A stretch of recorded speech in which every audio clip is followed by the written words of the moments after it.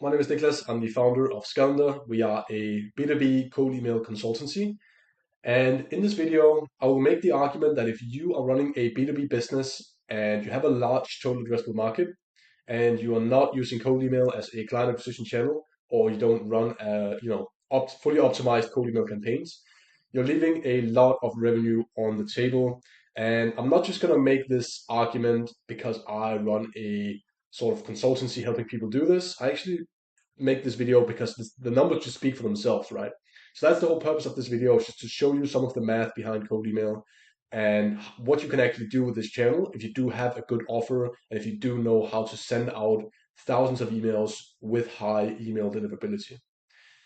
So if we take this example here, let's say you're sending emails to software companies, you're sending emails to e-commerce companies, manufacturing companies, whatever the case might be. So you're sending 4,000 emails every single day. That would be 80,000 emails per month if you're not sending on weekends. Let's say you're sending out a two-step sequence. That would be 40,000 unique contacts per month. Let's say 5% of them reply. That would be 2,000 replies. And let's be very conservative and say, 95% of people are uninterested. They say no, thank you, unsubscribe. But 5% are interested in hearing more. And let's say, 30% of those people who have a positive response are, nurtured to the point where they actually do end up booking a meeting or they want to book immediately.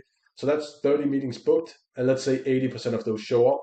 That would be 24 meetings completed. And in this case, if you, let's say you're paying $600 for sending infrastructure, data, and the email accounts, that would be a cost per meeting of $25. And even if you claim that, all of these are not actually going to be qualified to invest in my service, then you still have, let's say 50% of them are not qualified, right? That would still be a cost per meeting of $50.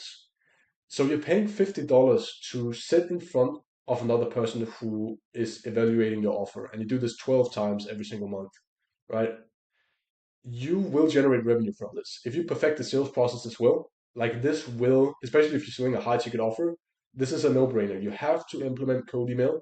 And I know a lot of people are saying that it doesn't work, it's not effective, but you have to actually diagnose why that's happening instead of just abandoning the channel. Because how come I'm, booking 3 to 4 meetings every single day for my own agency? How come, my clients are doing the same, right? I even have one who booked 6 meetings the other day in one single day with qualified prospects. How is that happening and it's not happening for your company?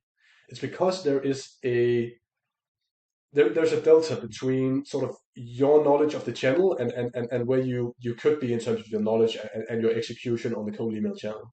So instead of giving up, I would highly urge that you either, outsource the learning process by just having us come in and do it for you, or you can try to learn it yourself. Like, how do I actually make cold email a profitable channel? Because as a, founder or marketing director, like CEO, whatever your specific job title is, you want to put your offer out there. You want to have eyeballs on it. And cold email is such a good channel to do that. Like, people do open their emails, right? This whole myth that people, they don't no longer open cold emails, it's not actually true. People are curious. It's a psychology thing, right? If you can intrigue their interest, they see a good offer, they can get a reward potentially by engaging with you. It's basic human psychology that they will, to some extent, engage with that if the offer is good. So that's kind of why I think code email should always be used by B2B companies who have a large TAM. Obviously, if you're targeting, 100 enterprise accounts, you might not want it might not be important for you to optimize it in this way. And I'm talking about here, you might actually want to use some different methods. But if you do have, tens of thousands, hundreds of thousands of companies out there who could be using your solution, you have to do this, right? It's very important. So I hope this video was helpful and it encouraged some of you to start your cold email journey and starting to actually use this as a channel for your company. And as always, if you do want some help, I will put my calendar link in the description. I'll be happy to sort of diagnose potential opportunities or any bottlenecks if you're already running cold email campaigns for free. So that's about it. Yeah, thanks for watching and have a good day.